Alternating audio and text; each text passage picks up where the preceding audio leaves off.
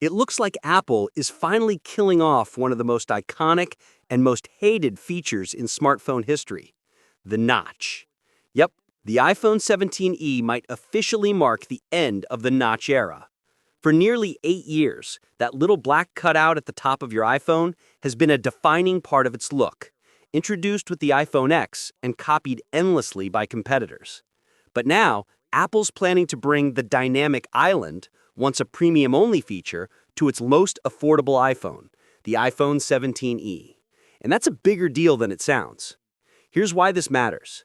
Apple's E line, like the iPhone 16e or the older iPhone SE, has always reused older designs and hardware to keep prices down. So when Apple makes a design shift in that series, it signals a real generational change, something that affects not just how the phone looks, but how people perceive the entire iPhone lineup. Think about it. The iPhone 17e will likely cost far less than the Pro models, but it'll now look almost identical to them from the front. No more notch screaming budget iPhone. Instead, you'll have the sleek, modern dynamic island that's been exclusive to the Pro and Plus models. It's Apple's way of making even the cheaper iPhones feel premium without actually giving Ray the high-end features. So what's actually changing? According to leaker Digital Chat Station, the iPhone 17e will feature a dynamic island and continue using a 60Hz OLED display. That means smoother colors and contrast, but still not the ultra-smooth scrolling of the 120Hz ProMotion displays found on the higher-end models. Under the hood, it'll probably pack Apple's A19 chip, the next in line after the A18 that powers the current iPhone 16e. That's consistent with Apple's usual pattern, giving the E line the previous year's performance while keeping it modern enough to last a few more iOS updates. Now, the big story here isn't really about specs, it's about timing and symbolism. The notch has been part of the iPhone's identity since 2017. When the iPhone X launched, that design looked futuristic, a nearly full-screen display with just that cutout for Face ID. But it quickly became divisive. Some people hated it, others got used to it.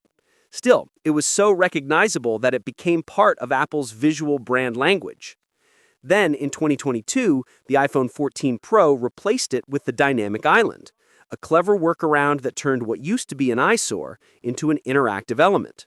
Notifications, music playback, calls, all neatly displayed in that pill-shaped cutout. It made the front of the phone feel alive and purposeful.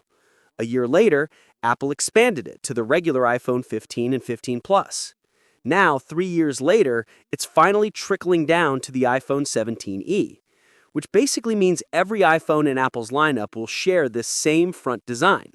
That's the end of the notch era, full stop. This kind of design unification is classic Apple.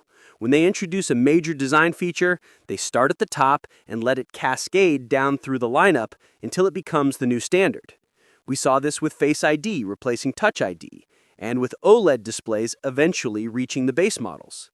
The island's arrival on the 17e is just the latest step in that process. And it's smart from a marketing standpoint. People buying a cheaper iPhone won't feel like they're getting something that looks outdated. At a glance, it'll be hard to tell the difference between the iPhone 17e and the higher-end iPhones. That visual parity makes the whole lineup feel more cohesive and gives Apple an easier story to tell. Every iPhone looks modern, but if you want the best features, go Pro. Of course, the 17e won't be a full Pro experience. You're still getting that 60Hz display, likely a single or dual camera setup, and fewer premium materials. But the design itself, the thing you notice every time you pick up your phone, will finally feel up to date. And honestly, that's probably enough for most people. The notch has been around for so long that its removal will make even the most affordable iPhone feel fresh again. It's one of those subtle, psychological upgrades.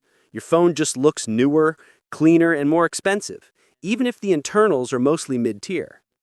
If we take a step back, this shift says a lot about Apple's long-term design strategy.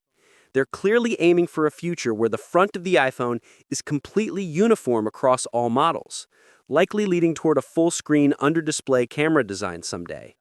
The dynamic island is a transitional phase, a clever bridge between the old notch days and the truly bezel-free iPhone that's still coming down the line. So, when the iPhone 17e arrives, probably in early 2026, it won't just be another budget iPhone. It'll represent a quiet but meaningful end to one of the most defining design choices in modern smartphone history. After nearly a decade, the notch is finally gone. And whether you loved it, hated it, or just stopped noticing it, its disappearance marks the end of an era and the start of a new one for the iPhone.